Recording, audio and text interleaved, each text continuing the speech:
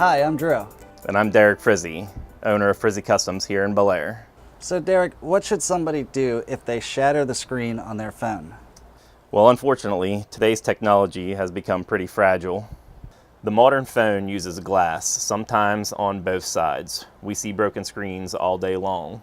One of the biggest problems we hear is that the average person will think the phone is done for, or they won't bother fixing it at all.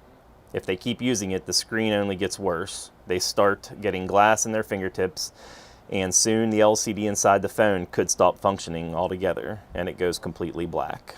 Luckily, most of the popular phones can be repaired without an appointment, sometimes in as little as 10 minutes. iPhones can go for as low as $45. One of the biggest mistakes people make is attempting the repair themselves. I understand that cheap glass can be found online, but this is not the same process. Separating the glass from the LCD is nearly impossible without the proper equipment.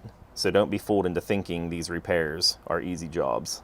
We use full screen assemblies that include the glass and LCD with each repair. This is the fastest and best way to do it.